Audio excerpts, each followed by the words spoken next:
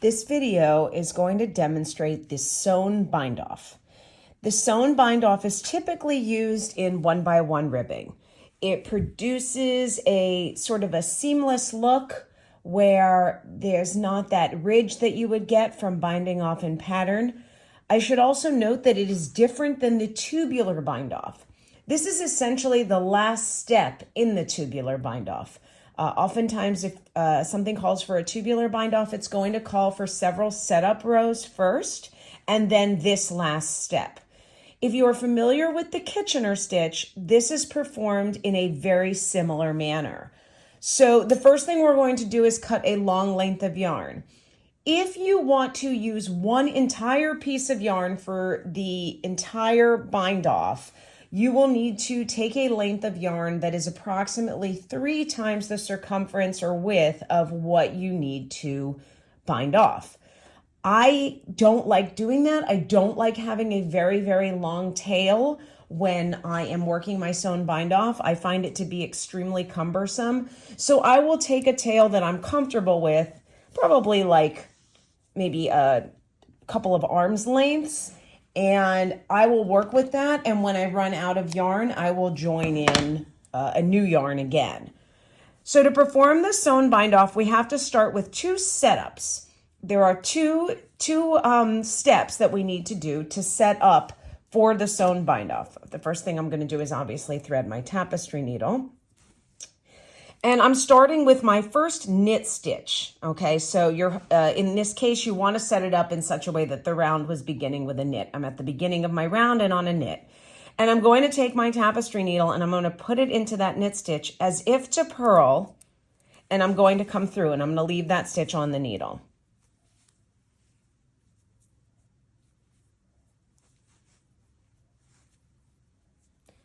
From there, I'm going to come and bring my needle from back to front between that knit stitch and the next purl stitch. After I do that, I'm going to put my tapestry needle into that purl stitch, that second stitch on the needle, from the front to the back as though I were to knit. And I'm going to pull that through. Now I'm set up, and from this point forward, I'm going to follow the same series of steps entirely around the piece, okay? So I'm going to try to get this out of the way for now, and I'm going to work with these stitches on the needle, and I'm going to go into that first knit stitch as if to knit, and I'm going to take it off the needle. So knit off. Before I pull everything through, I'm going into the next knit stitch, which is now the second stitch on my needle, as if to purl, and I'm going to leave it on. So knit off, purl on, and I'm going to pull that all the way through, matching the tension of the stitches that are already on the needle. From here, my next step is to go into the first stitch on the needle, which is now a purl, and I'm going to go into that purl stitch as if to purl and leave it on. And now and take it off, excuse me. And now from here, I'm going to go between that knit and purl from the back to the front, go in as if to knit and leave it on. So the 4 steps are knit off, purl on, purl off, knit on. And I'm going to run through that again. So again, first knit stitch as if to knit, take it off. Second knit stitch as if to purl, leave it on. First purl stitch as if to purl, take it off, come between, go into that second purl stitch as if to knit, leave it on. I'll take this through one more time for you guys. Again, knit off, purl on.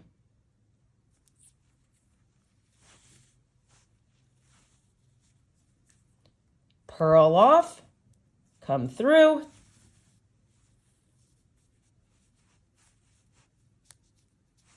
knit on.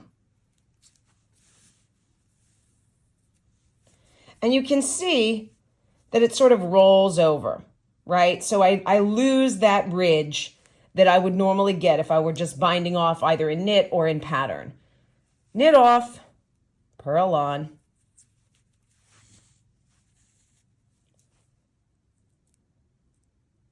purl off, come through between,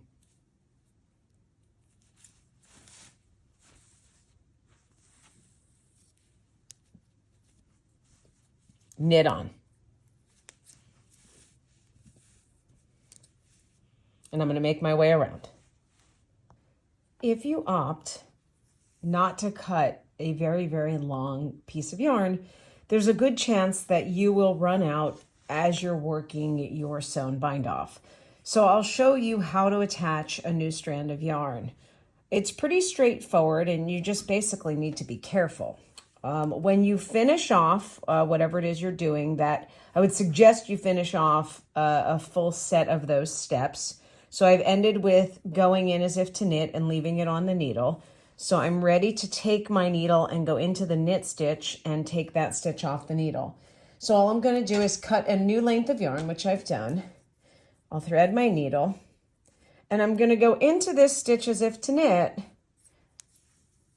and I'm going to take it off, and I'm just going to leave a nice tail of yarn hanging.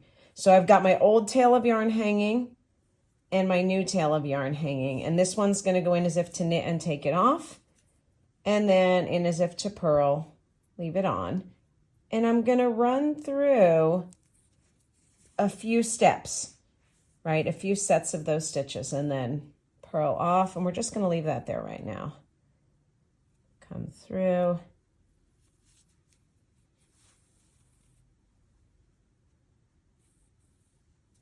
Knit on. And I'm going to make my way through leaving those tails. Again, knit off, purl on, purl off, come through, knit on.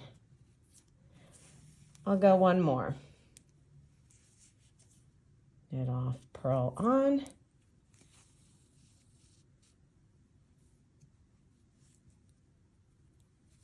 purl off,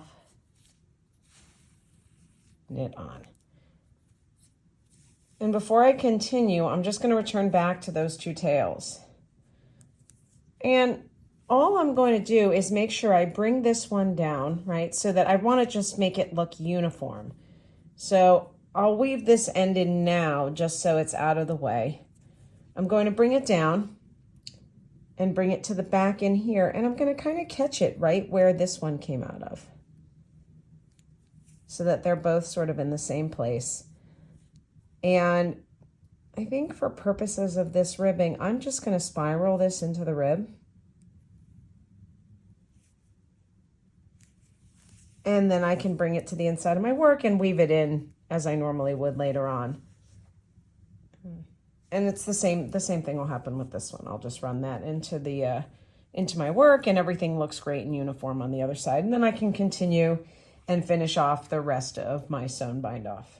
Once you reach the end of your bind off, you'll be left with two stitches, one knit and one purl, right? Because you've gone into this last knit as if to purl and you've left it on. And then you've gone into the last purl as if to knit and left that one on. So we need to get those off the needle, and we need to connect them to where we started. So essentially, I am going to do those 4 steps, but I'm going to work into the beginning where I did my setup. So I'm going to knit off and then purl on right into that first knit stitch where I began. And then with the last purl, I'm going to purl off, and then I'll find my way into that first purl stitch and go in as if to knit. And I've connected my edges. Everything looks nice and neat, and I can just sort of bring this to the inside. I kind of like to go under there. And same thing, I'll spiral it into my rib. I like that because I can just split the plies and get this stuck up here so nothing pokes out of the bottom of the sweater. And then once I get that up into here, I can weave that in, and everything looks nice, neat, my sewn bind off.